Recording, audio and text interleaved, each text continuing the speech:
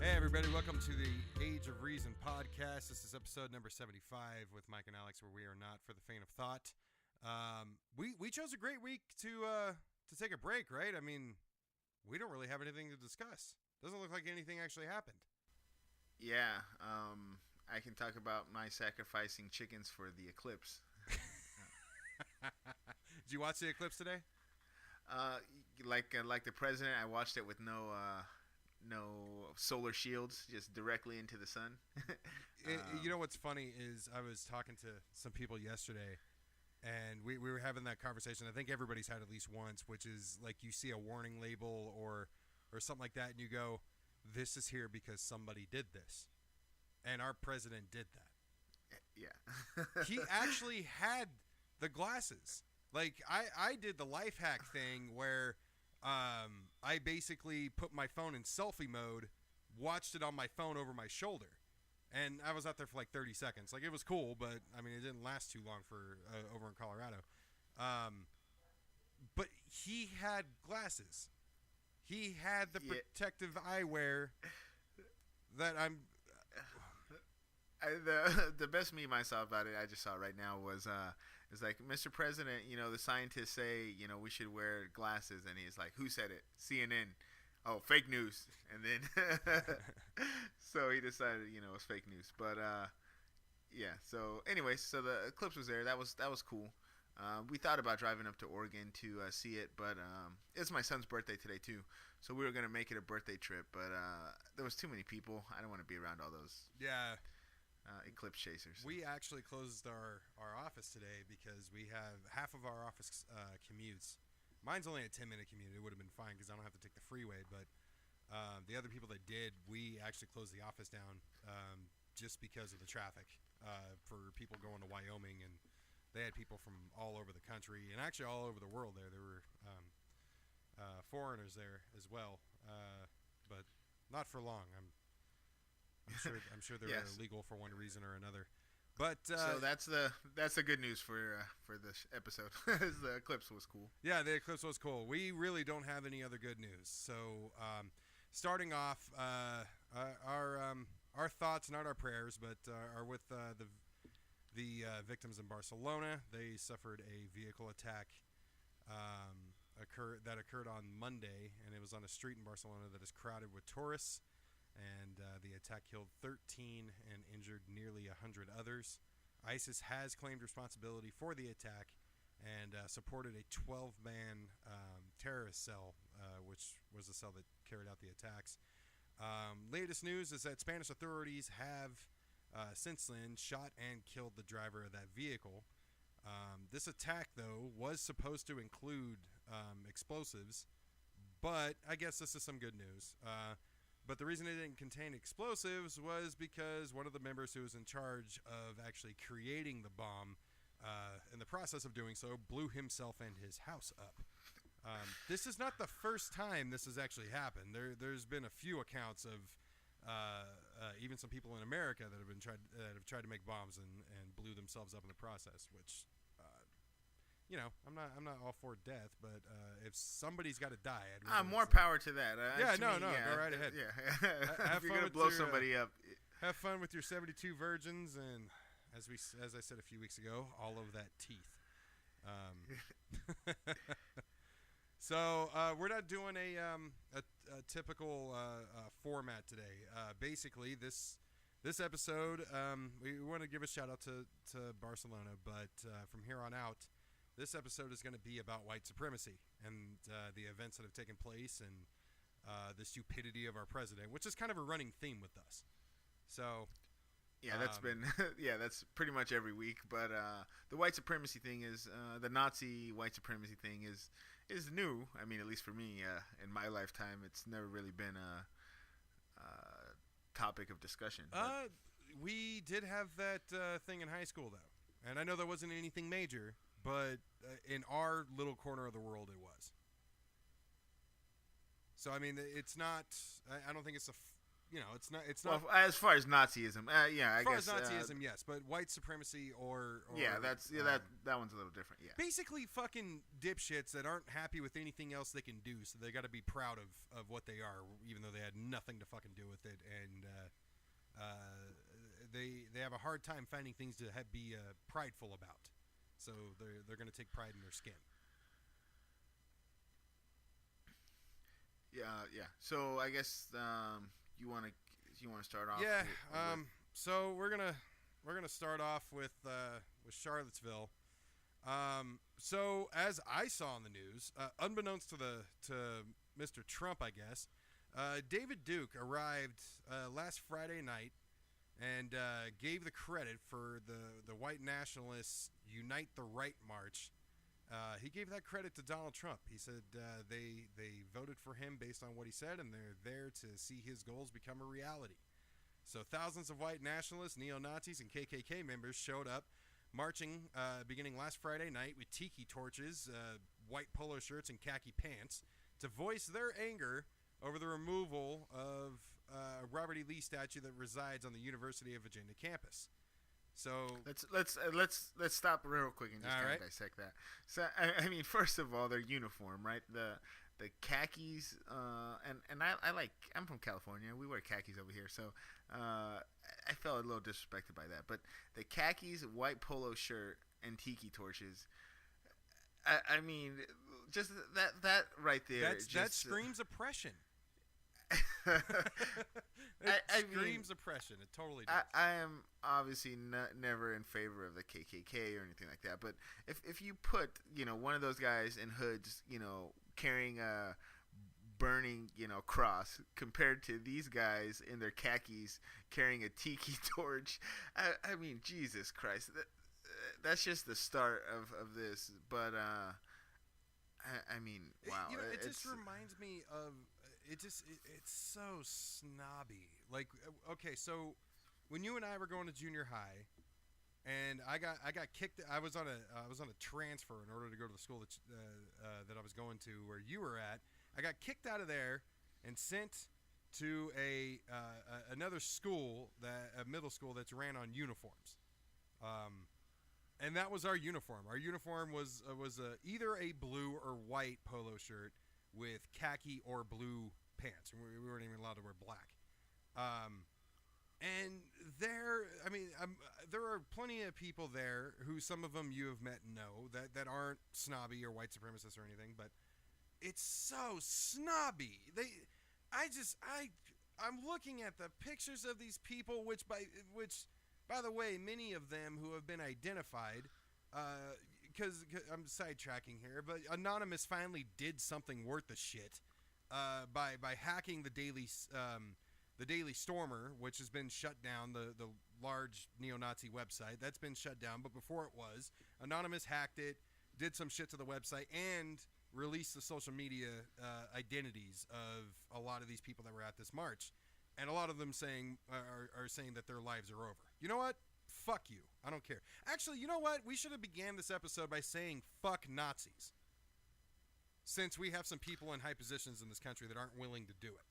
How did I get on this subject? Oh yeah. They're fucking snobs. They're whiny little bitches. Just complaining about a fucking statue of a general who swore his allegiance to a treasonous flag. I mean, they're out there flying Confederate flags and the Nazi flag. We have had a war over both of these things, and this should have been put to rest. I don't understand. So, anyway, we'll get into statues and shit here in a minute, but so one of the things that I've been hearing is that people on social media I got into a few little debates over the weekend in person and stuff like that. And what I kept hearing from people was that, and I heard this on the news too, which I'm sure is where they're getting it, is that these people, the Nazis, the KKK, and the white nationalists, were not invited to this march. This march, even though it's called Unite the Right, there is nothing in there about the statue. There's nothing in Unite the Right that says anything about statue removal march or March for Robert E. Lee's legacy, March for Southern Heritage. None of that. It was Unite the Right. But the problem is people are saying that these people weren't invited, and this goes along with what we'll get into later when dipshit in chief said that there was blame on both sides, and there were good people among the Nazis that were just protesting the removal. Here's something. Here's the problem with that.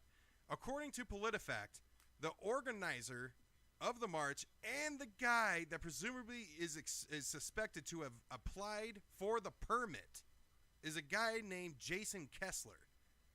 Jason Kessler was a writer for far-right publications and is known as a National Socialist whose history is even highlighted on the Southern Poverty Law Center's website. And these people are out there fucking arguing now that good people were going to protest for this, and these guys just showed up.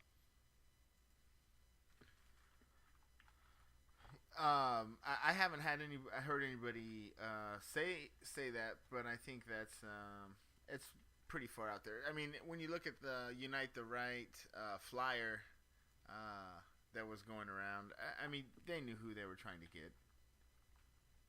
Yeah, I mean, I think that's obvious, and it's just it's insane what people are saying, because I mean it's not just everyday people. I mean it's also people in speaking positions, people that are actually on TV. I watched Cornel West just whoop the ass of another religious person who was a black religious person who was supporting Trump. And Cornel West just, it's beautiful. I would recommend anybody look it up. It was on Anderson Cooper. It was a debate that they had. And what this guy and everybody else from Trump's speaking, all of his speakers basically went out and said that when Trump said there's people to blame on many sides, which was an ad lib. That was not written in his speech.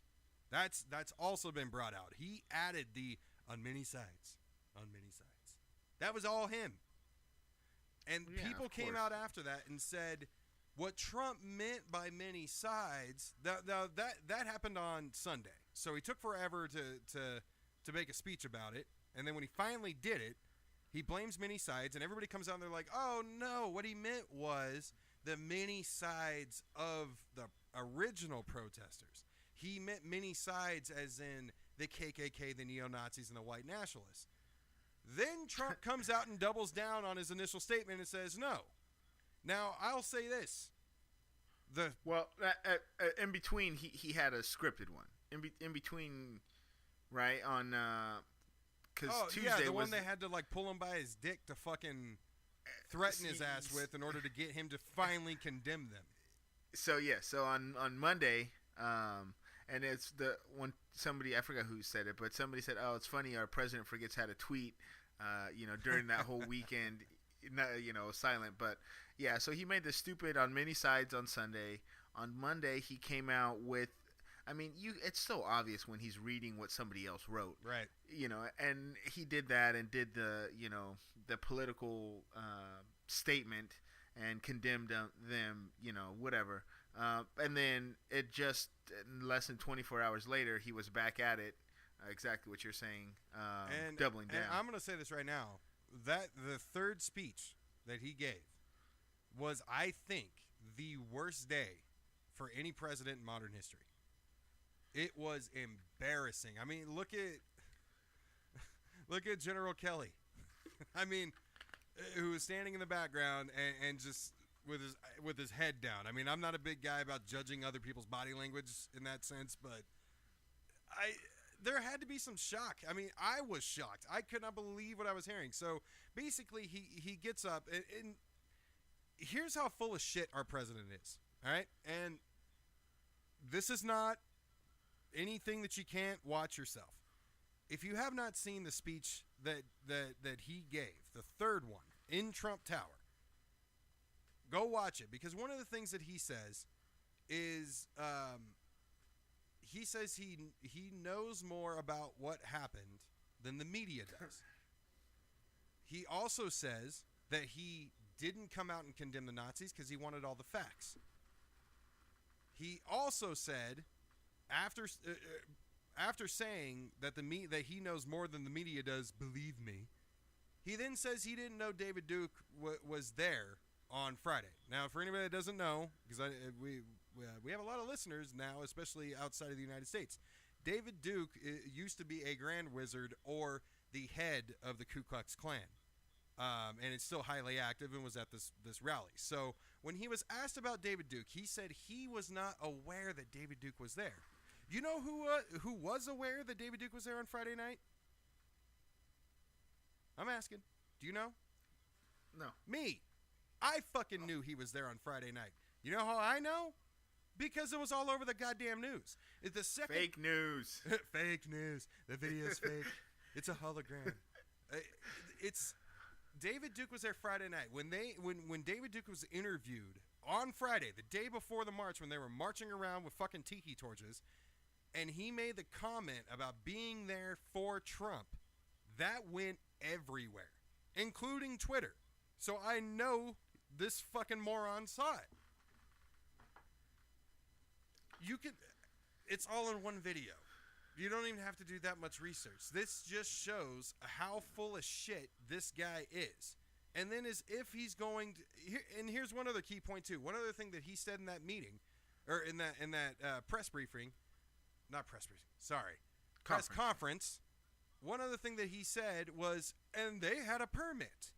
The people protesting the removal of the Robert E. Lee statue had a permit.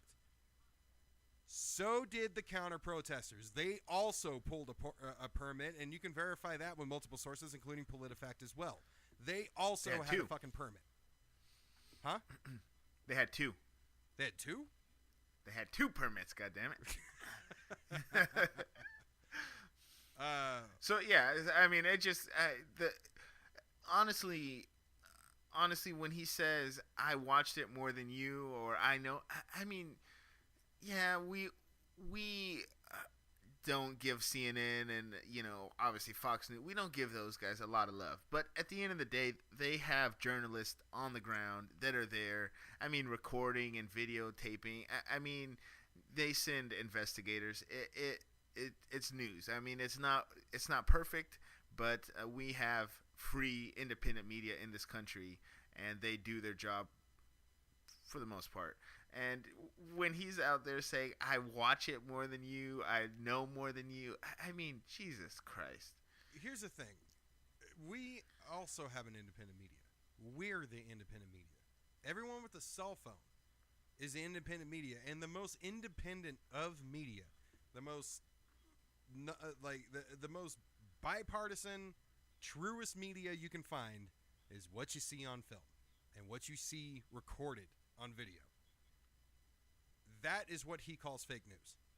His fake news is, I don't like when anybody plays things that are recorded with video footage of things that I say and do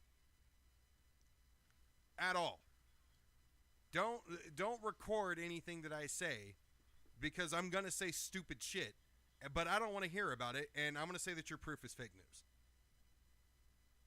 That's the game that we're playing right now. I can't believe we're playing this. This sounds fucking stupid. I mean, when you're 5 years old and you have like your older cousin and you're playing Monopoly with him, and he's the banker, you know he's fucking cheating you. That's how sly this motherfucker's trying to be right now. Like, this isn't. They're not hiding anything. And there should be, after all this, there should be zero question as to whether or not Donald Trump supports white nationalism, white supremacy. There should be no fucking question. At the very, very least, and this is me cutting him a shit ton of slack, he is selfish to the point that he is willing to let people commit violence against others under his endorsement just because he's worried about losing his base. At the very least, that's what he's guilty of. Well, that doesn't sound like putting America first to me. Yeah, I mean, it was a good slogan, but I mean, he's shown this whole time that that's not what he's interested in doing. And I mean, you're absolutely right.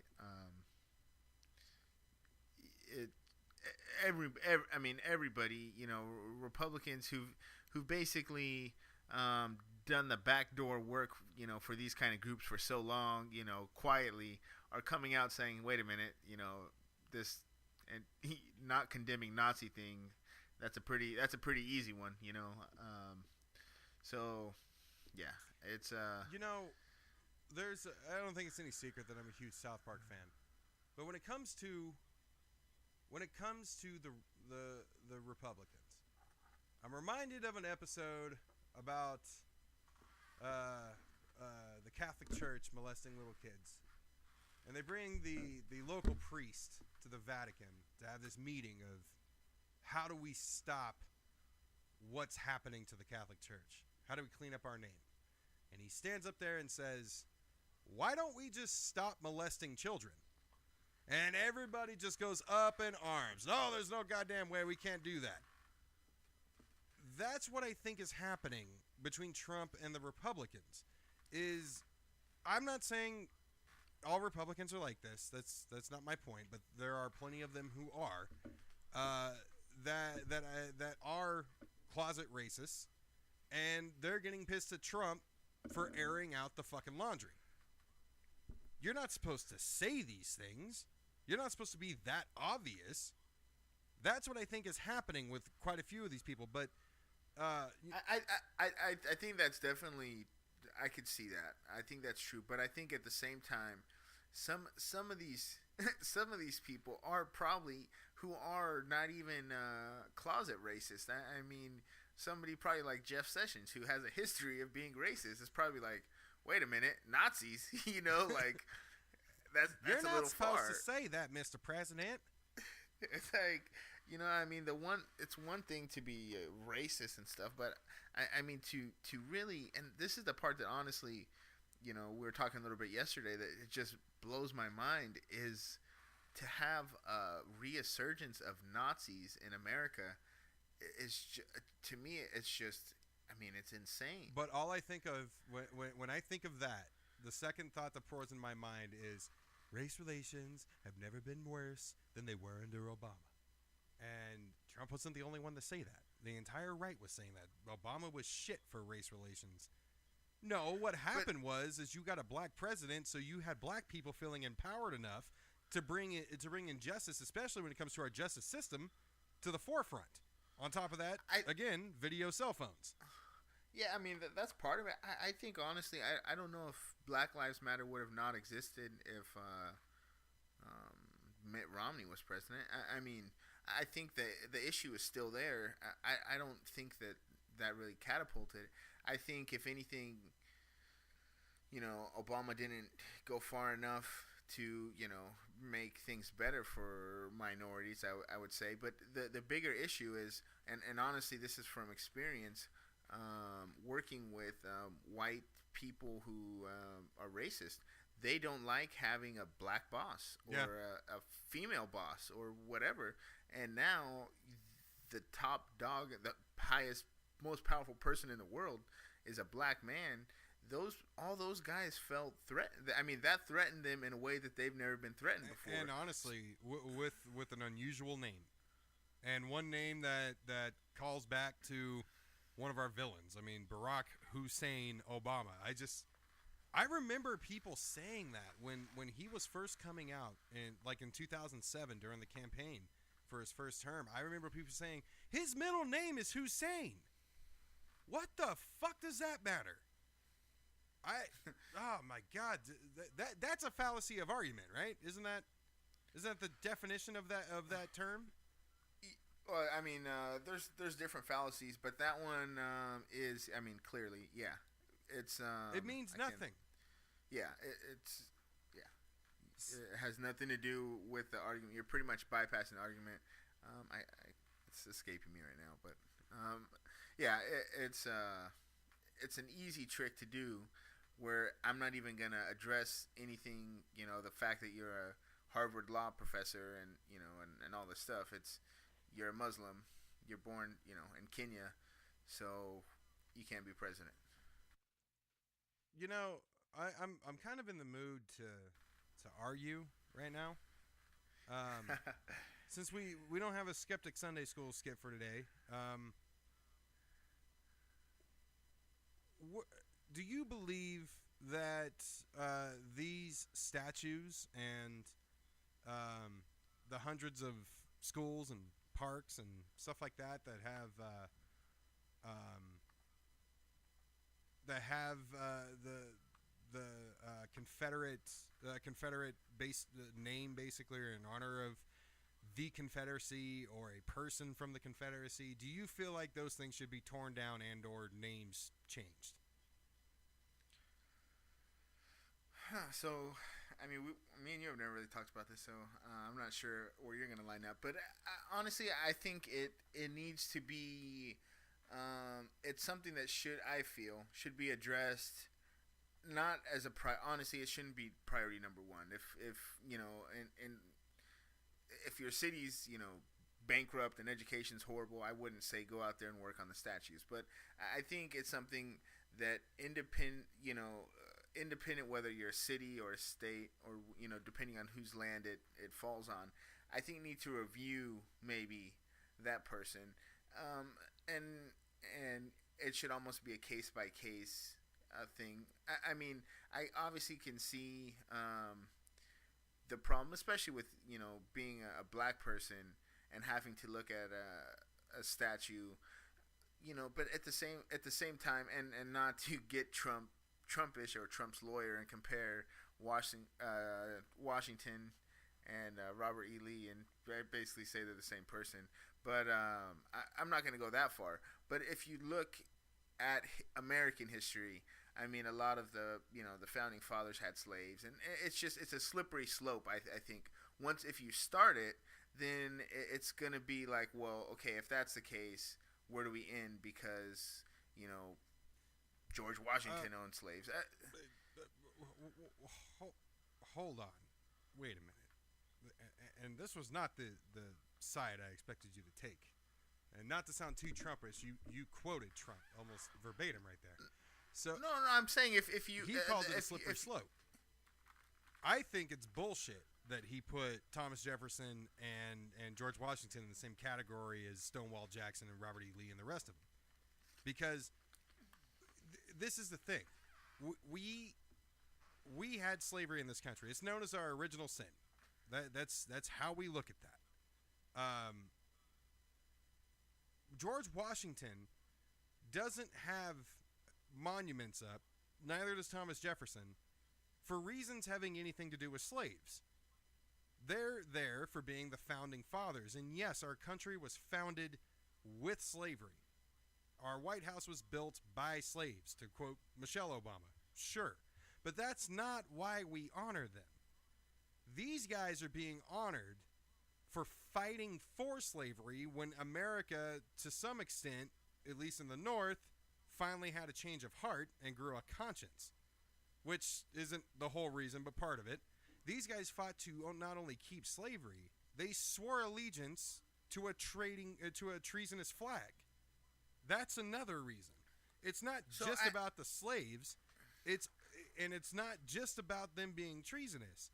It's also that these are gods to people that continue to preach hate. And the problem that we have is with all the fake news that's on that side, anytime these people tell their children and grandchildren about the good old days, the days that they weren't even around for, or maybe they were, and it was the 1960s, and anytime some black kid or black person got out of line or sat in the wrong spot or used the wrong restroom or drinking fountain, you can put that boy in place. Then when they say this is what the South fought for, it makes it all the more real for that next generation when they can go around and say, look, here's that street sign for Skeeter that took out a whole flock of these, what, I'm not going to say the word, but I mean, like, it makes it more real for them when they actually have their bullshit heritage to point at as an example. But I think obviously we're looking at this, way down in the future, and I'm not, again, when I say on an individual case, I think most of them probably should be removed. But at the same time, you are talking about history, and I mean, I see you getting all excited over there, but I mean, it it is, history, and again, it's not something that I'm proud of. I have no, stake in the claim, but I thought you were gonna say the Klan. oh well, I got I have no stake in the Klan either. No, I just sold. It's so high, sell high. No, but it's just I could see, and it. So you're looking at it from somebody who is racist. I mean, I know people from the South that are not racist, and I think it's almost so. When we were talking about Germany the other day, you said it's great how they have all these, shrines for the Holocaust and remembrances. I think that if used properly, this could be something similar.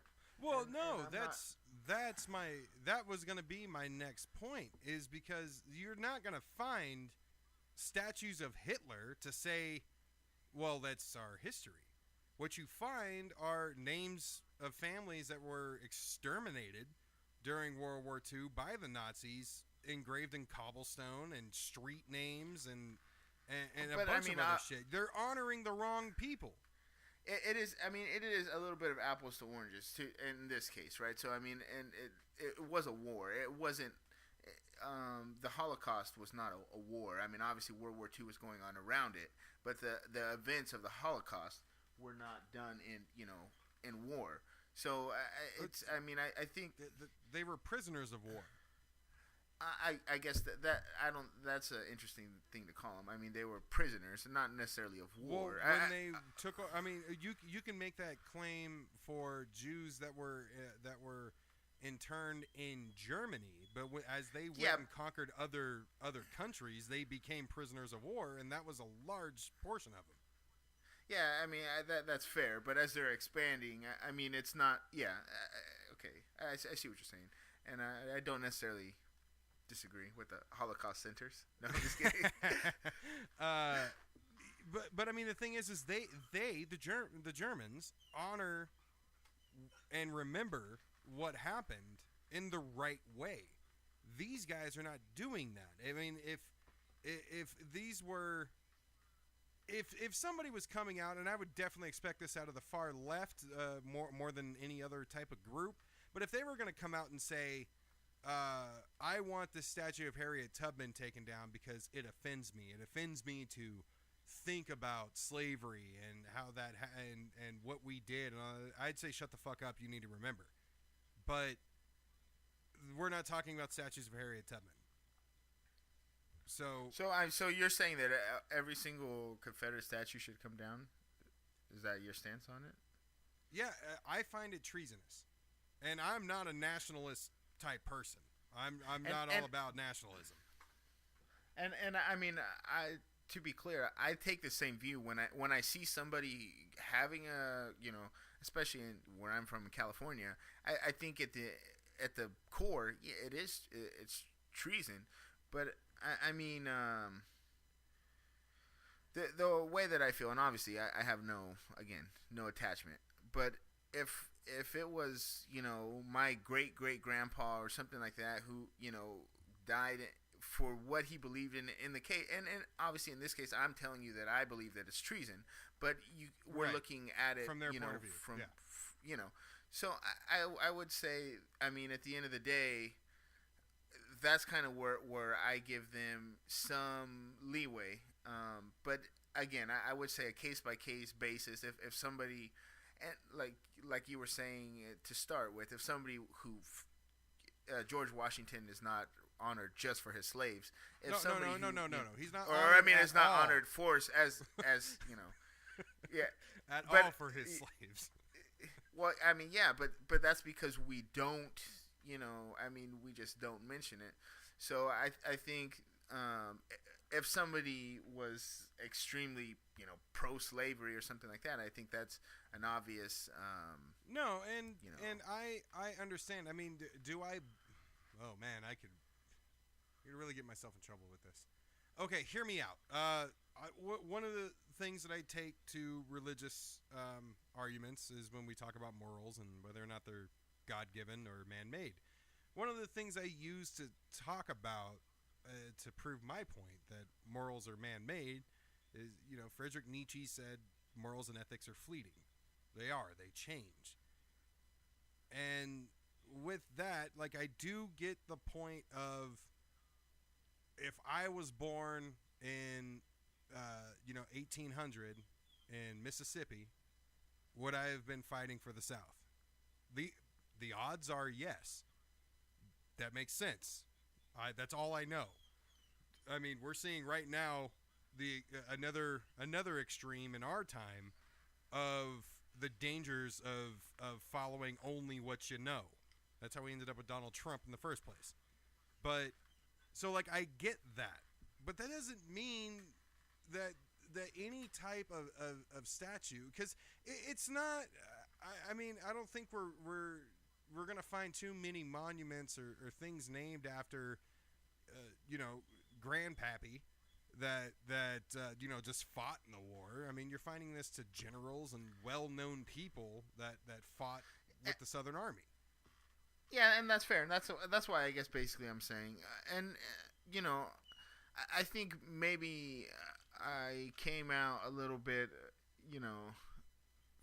I didn't articulate my point well, because I'm not saying I'm for them. I know, honestly, most of these monuments came up at two times during Jim Crow and then during the Civil Rights era. Right. So it was like, there was purpose to them. They were there to intimidate black people for the most part, and I don't agree with that in any sense.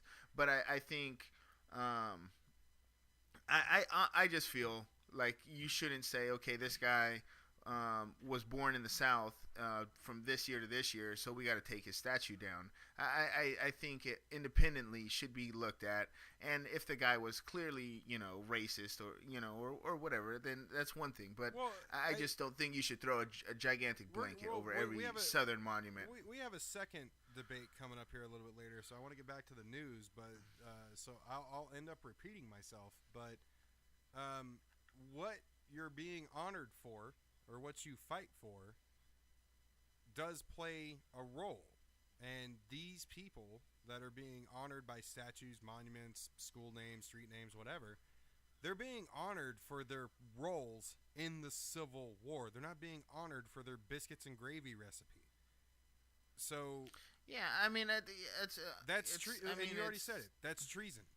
Fuck them. Tear the motherfuckers down. I think, honestly, I guess it's more. I hope we get to a society where the people in the South decide that for themselves. That's my goal. No, I mean, I know we're far away from it. Yeah, but. exactly. So speaking of white redneck morons, I'm not going to say his name, but at that same rally we were discussing before this in Charlottesville, a white male who looks exactly as you would expect. But as I said, we will not mention his name. Drove his vehicle into a crowd of... Oh, that guy. Oh, okay. Yes. Drove his vehicle into a crowd. The other white guy. He looks... It's exactly what I pictured. He got in his car. This is following the rally and the fighting and everything that took place. Everybody was kind of just hanging out. And there was a group of the counter-protesters that showed up, and he drove his vehicle into that crowd, killing one woman by the name of Heather Heyer and injured 19 others. He was caught shortly after, and he is now being charged with second-degree murder. Now, one of the things that I have seen floating around Facebook from quite a few people is that this should be first-degree murder. No, it should not. Should it be terrorism? Of course it should. I totally agree with terrorist charges, but if you're one of those people who know someone... I always like our side to speak intelligently. This is not first-degree murder. This is second-degree. Second-degree murder is defined as any intentional murder, so intention is there, with malice or a forethought, but is not premeditated or planned.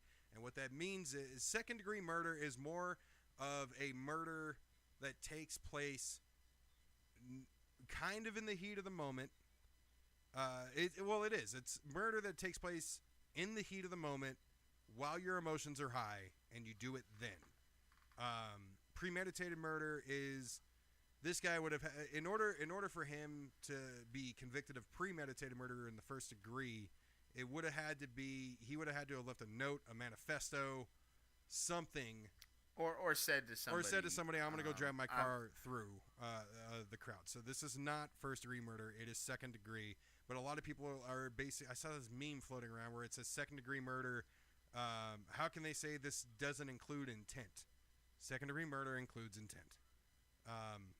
There are people, especially civil rights organizations, that are pushing to get him charged as a terrorist. That I do fully support, and as far as I can tell, I don't see any reason why he shouldn't be. Speaking of, you got anything to say about all that?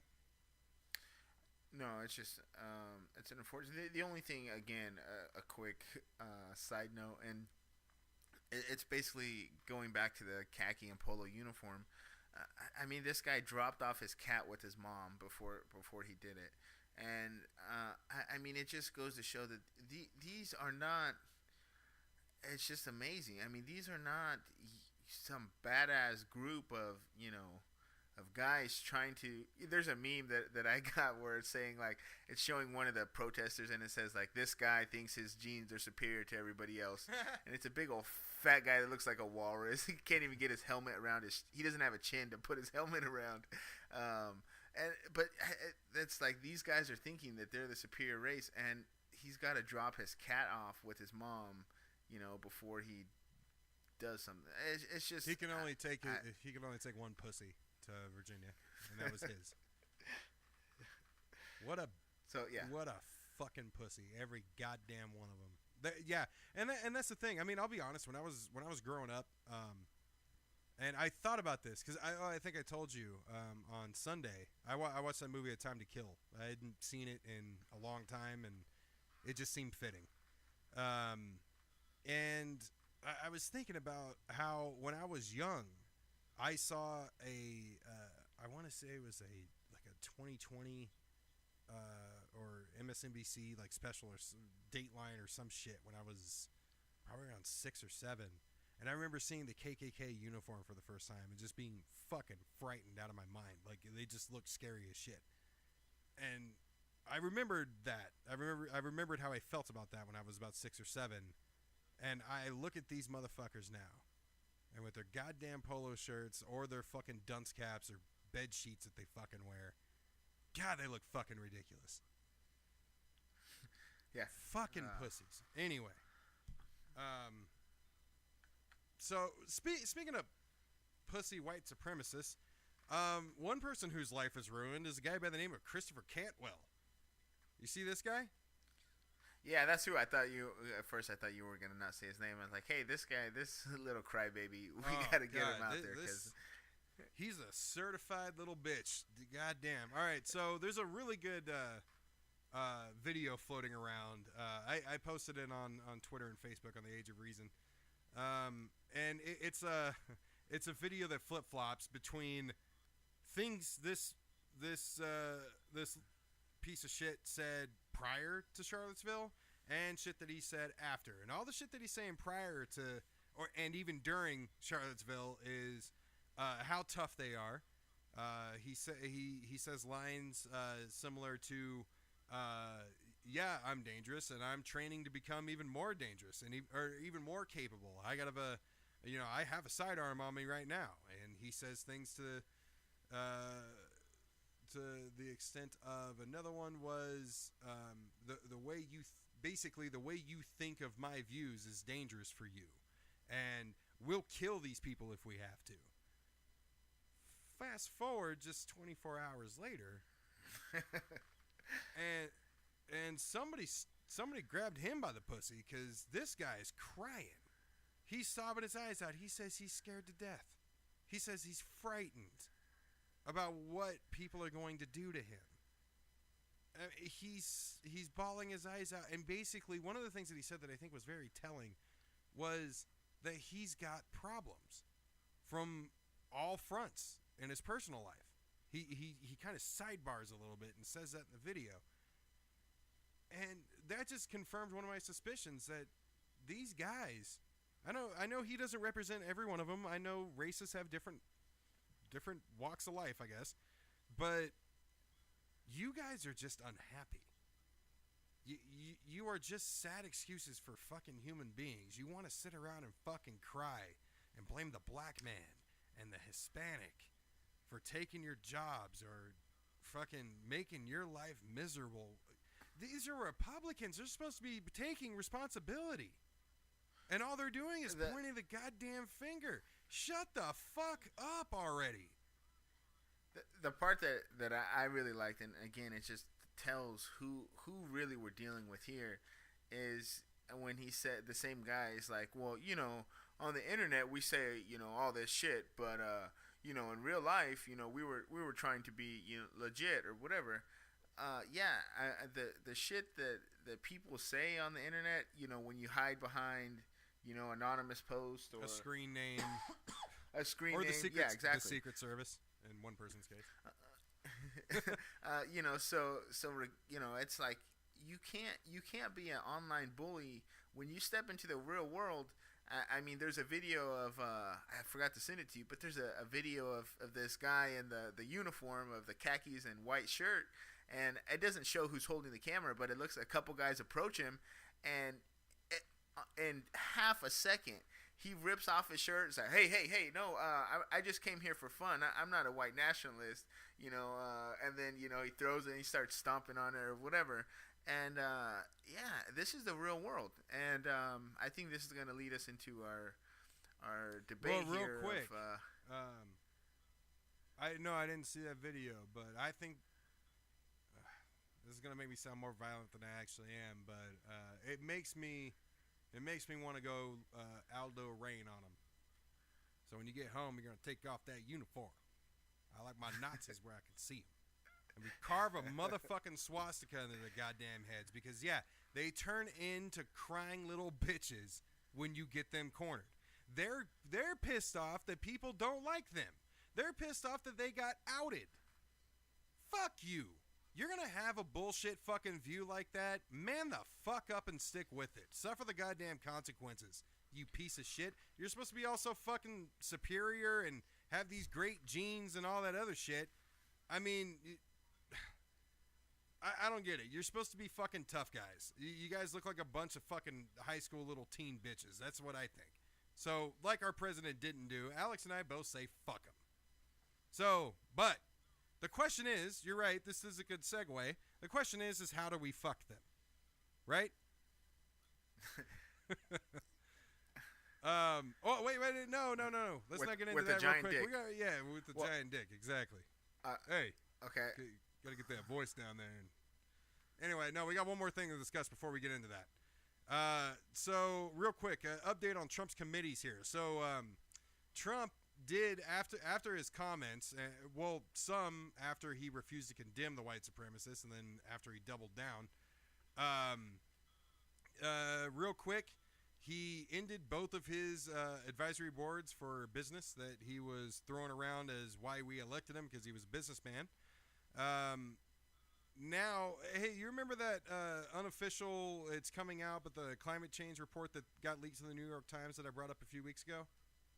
Yeah. Well, they did that because they were afraid that the evidence wouldn't get published, and their views kind of came true. It's a good thing they did that because Trump has disbanded the Federal Advisory Panel on National Climate Change Assessment, that committee.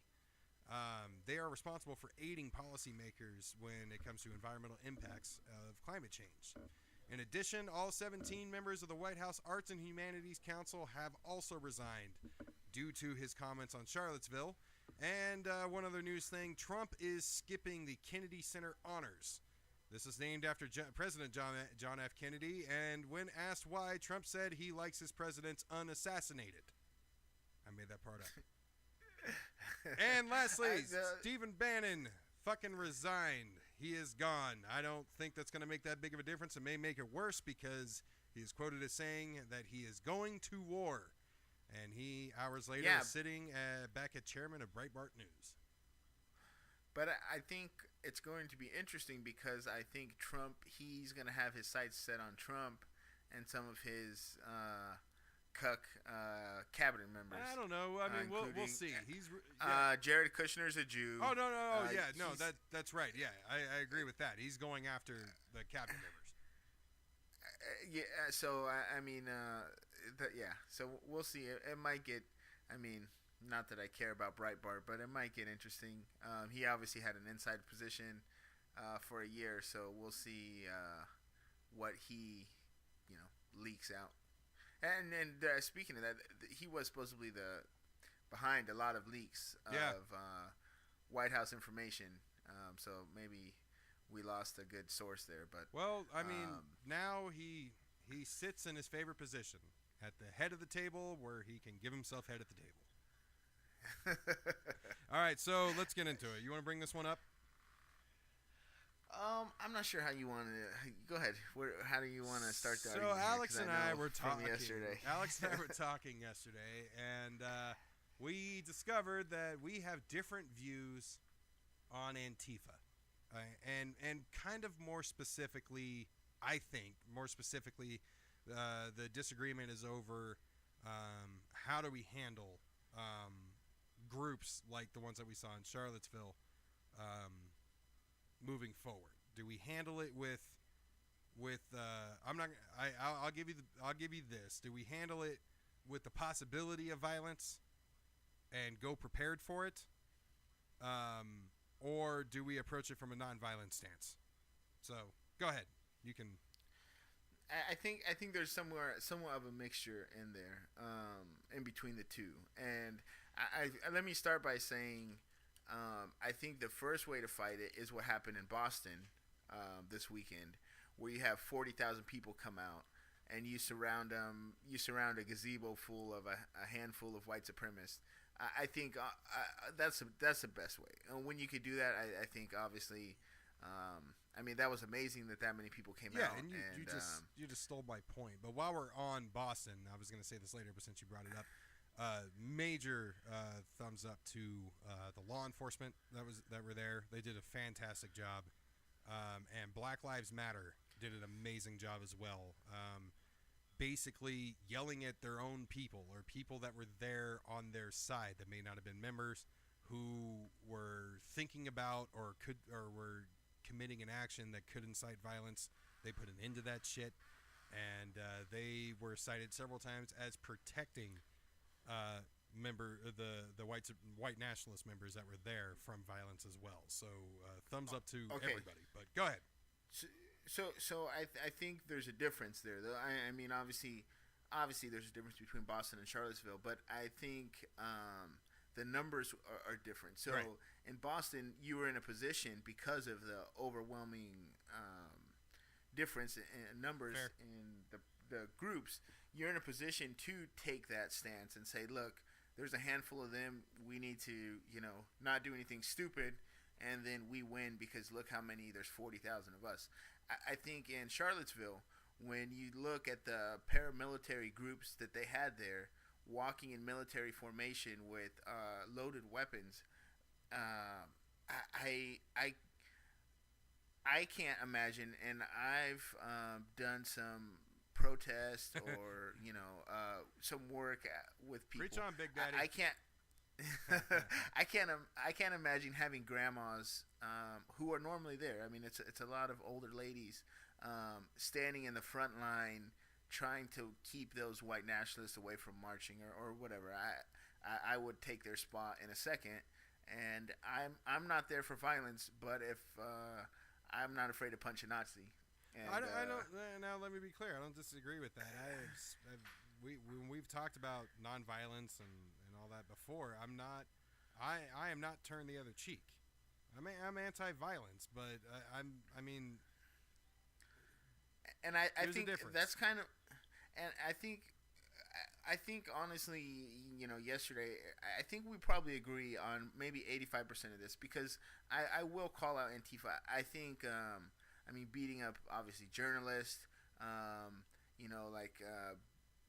they do a lot of property destruction, instigating, by throwing things at the other groups. I don't think that's the right way. I think nonviolence should be the way to go. But if you're not prepared, and I don't mean bringing shields and pipes and weapons of your own. That's not really my style. But if you're not at least prepared to punch a Nazi, kind of guy. If you're not prepared to punch a Nazi at a Nazi, march like that happened in Charlottesville, where you're outnumbered, I think unfortunately you could get hurt because they're like I said, when you look at them, these guys they must have tiny cocks, but they walk around calling one of them a commander, walking in formation, battle formation.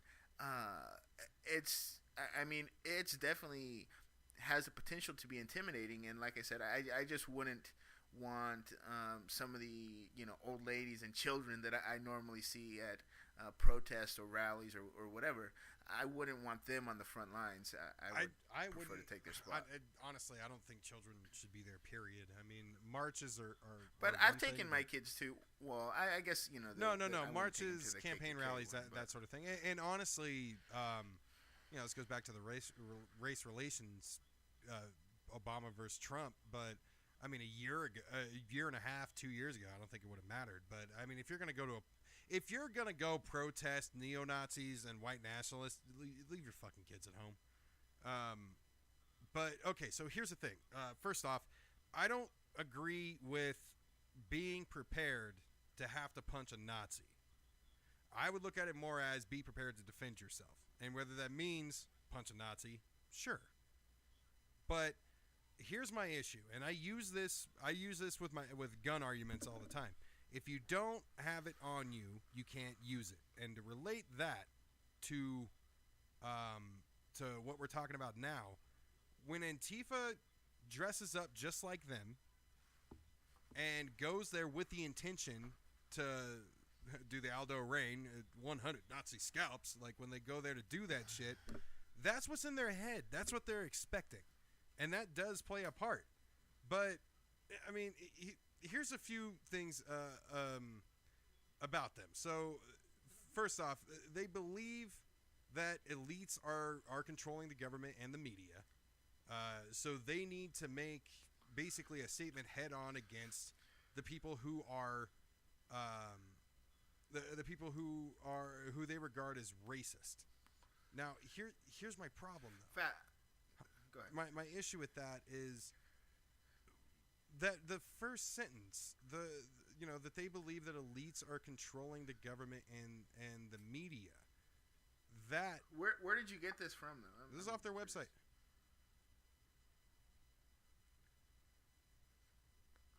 Because I mean, it is a very loosely, it's a loosely organized group compared to when especially when you're talking to the paramilitary groups and some of the groups that were in Charlotte. I mean, these guys do military training, probably daily. Who, Antifa or the? No, the paramilitary. Okay, but here's the thing: they dress the same way they do. It's just a different kind of uniform. They show up with the same mentality that they do. They show up looking to instigate and instigate violence and to be violent. When we had the girl that got punched in the face at Berkeley, she put all over social media. I keep bringing him up, but she quoted Aldo Rain from Inglourious Bastards. She made the Nazi scalp comment on social media when she was driving from my old city of Ventura up to Berkeley. She was there looking for violence. I remember talking about this because I remember saying, I know you're never supposed to say this, but she was asking for it. She was asking for violence with the way that she was promoting what she was going up there to do. And I mean, I don't endorse. That's not the mentality. That's kind of against what I'm saying. And here's something else that they're against in what they say. And this we kind of had this conversation a few weeks ago, but they basically say that hate speech is not free speech. I disagree with that. I say no. Being politically correct or not being politically correct or being anti-PC is not an excuse for hate speech, which is what Donald Trump and the right use, but basically they believe in censoring those with opinions that they disagree with. And that, to me, sounds very Trump supporter-like. And my biggest issue with this, I mean, I guess my argument can be summed up in two ways here. One, the 1960s civil rights was one on nonviolence. It was not won by Malcolm X. And it was one with the ideas that he had shortly that got him killed, basically. But that type of mentality is good for the short term. Was Antifa likely protecting the leftists that were there? Sure. Is that honorable? Sure, but not really the way that they did it. And so, the 1960s were won based on nonviolence. That's what gets. But you could almost argue that they're still not won. I mean, they're still fighting. The Black Lives Matter is still there, right? So it's still. Yes, we got progress. They won the main battle they were after. The main battle they were after back then was the Voting Rights Act, and they got it. So we got that, and we've made progress. Sure. But I mean, there's still a long ways to go. So it's not like we can say, "Oh, they were nonviolent, job done." It's not as simple as that. The job is still being. I mean, it's still being. What's fought. simple is to quote Martin Luther King here. I mean, violence begets violence. That's what you get in return. And that's what I mean by it's a short-term solution. It may solve your problem that day, but is it worth then when they go bomb another black church in the South and kill a bunch of people? Is it worth their sense of retaliation? And the thing is all this is doing. That was another thing Trump said in that what I call the worst day for a president in modern history. During that press conference, he threw out alt-left. That's a new word we're going to have to get used to because everybody's using it on the right, and it's going to continue. And Antifa is one of the main reasons. Exist. Look at what they're doing to Black Lives Matter. Black Lives Matter has not done anything major as far as like Antifa's gone, and they haven't done anything like the white supremacists did, driving a car through a fucking crowd. But they still are known as a violent group on the right and on right-wing media. And they have a huge voice of people on the right that want to see them labeled a terrorist organization, which is complete bullshit. What do you think is going to happen with Antifa? They are the equivalent of these militia fucktards on the alt-right. No, it's not. You can't fighting against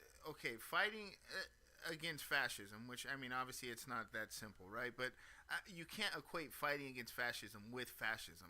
It's not the same. No. I'm equating their tactics. I do think that the motive behind the fighting should mean something. And while, as far as we know, they do whatever it is that they choose to do in the name of anti-fascism, in the name of anti-Nazi. Great. That's cool. What I'm comparing though is their tactics and not just their. I don't think so. I don't think they're anything similar because you have the paramilitary groups that like I said. I mean, so part of the problem I see with Antifa is it's a lot of the same guys that are on the Nazis. It's the same age group. Maybe they're white, maybe they're minority. Regardless, it's the same kind of. They've grown up in the same things, and they have the same kind of mentality. The upside I see of Antifa is you have a group organizing saying we are not going to allow Nazis to march. We are not if they want to march here, we're going to stand in a line and they got to march through us. But that's not what they do. That is what they do. No. That's not what we're talking about. They do not just. See, but that's what you're generalizing. As you said, you're generalizing. No, I'm bringing. It's not. No. It's, as you said, they instigate. They do not stand there peacefully and lock arms and try to block their path. They did in Charlottesville. Look at the video. That's not all they did in Charlottesville. What I'm saying is they're throwing but fuel that on was this part fire. of but so the fire's there, right? So look at there's you can see the line. It's one of the videos on Trump's, where you see I meant on Trump's fire. But the thing I don't care what Trump says. You need to. That's the battle that we're fighting. You need to care what this dipshit says because there's many people that believe in what he says and try to think the way he thinks. And when Antifa goes out and beats the shit out of two CNN journalists who are there trying to cover the candlelight vigil for Heather Heyer a few days later, that is not something we should be endorsing. They fucked up, and they look and act. And you're okay. right; they're the same age group as the majority of the people on the alt-right. They are the antithesis. The problem is their tactics are similar.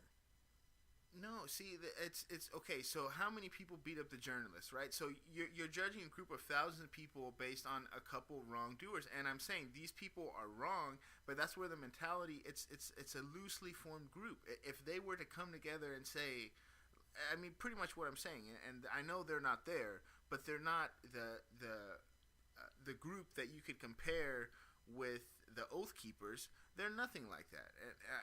They're two way separate things. When you look at the ideas of one side and you look at the ideas of the other side, one is oppression and one is to fight oppression. So to me, no, I give you while that. I don't agree, while I don't agree with the tactics that they use, I don't. That's like I all said, I'm saying. Property damage. You just said is not my thing. You don't agree with the tactics. That's all I'm saying.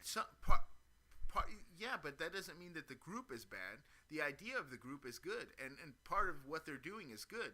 But when you have individuals that instigate, and then I don't agree with that. But there's good things happening with Antifa. What? I have no problem saying that.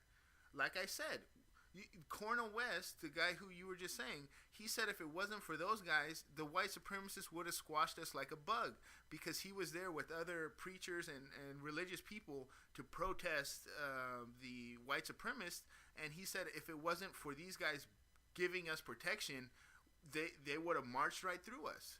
That's exactly what I'm saying. I'll be there, and I'm not part of Antifa, but I'll be there when the Nazis come over here to make sure that the woman behind me protesting is safe.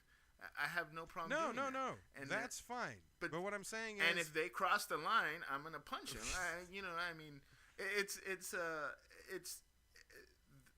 But here's my point. My point is these guys, look at their Facebook page, look at their website. But how many people are in charge of the Facebook page or the website? Dude, they have on every one of. Obviously, you haven't been there, because they have on every single post on their page that they do not want you sharing, liking, or commenting on anything unless you are a member. They actually do their best to keep their shit under lock and have members only on that page. They try to keep their shit tight. Go look. Every one of their posts has that heading. Every fucking one of them. If you are not a member, that's don't good. like, share, or comment.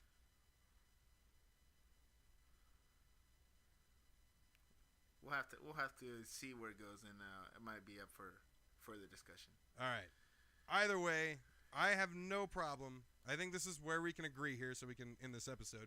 I have no problem with groups or anybody else protecting the Black Panthers. They protected their neighborhoods. That's what they did. They didn't go out looking for violence. They stayed in their neighborhoods and protected. They marched within their neighborhoods. They protected their people that were out walking around. They did not go around looking for violence. Anything like that, and if that's what Antifa really was, I would not have a problem. I don't have a problem with a group of hard-ass leftists that have no problem going out and punching Nazis. The only difference is they do it when they have to. They don't incite. They don't do violence. And you and I are not against. You and I are not for violence, right? Yeah, no, I agreed. But the thing is, it's a different situation. You don't have what the Black Panthers were facing. You don't have that. There's not a group of these Nazis walking around beating people up. I mean, God, as funny as that might be to watch, but they're it's not, right? So it's the situations are different. I get what you're saying, and I don't necessarily disagree, but I don't think it's fair to say Antifa and Black Panthers are could potentially be the same thing, because it's different. I mean, people don't need to be protected against Nazis at this right. point. I just, from Antifa, I would like to see more of a emphasis put on nonviolent action and lose the fucking military bullshit that makes you look just like the people that you're claiming to be against. It's not helping their cause, and it's not helping their. I think it's more of. I think from everything that I've seen, I think it's more of covering the face. No, I'm talking like the camo, the boots, the gloves, all that other shit. Black Lives Matter does the same thing. They're in t-shirts and fucking jeans. They still put a bandana over their face. Yeah, I mean, you can still do it. I'm talking about the complete way their choice of attire. They're making themselves look like the fucking enemy. And when it comes down to it, it looks like they're there looking for a fucking fight. But anyway, yeah, we should end this here. So we are on next week, right? And then the following week, we're doing our second in-person show ever. That'll be for the end of the month. So until then, follow us on Twitter at AOR_podcast. I've been extremely active on there lately. Hey, we got a comment back from Lawrence Krauss the other day. I was extremely excited. So we've been very active on Twitter, so follow us on there, on Facebook at the Age of Reason podcast page, and for everything else, AORpodcast.com. We'll see you guys next week.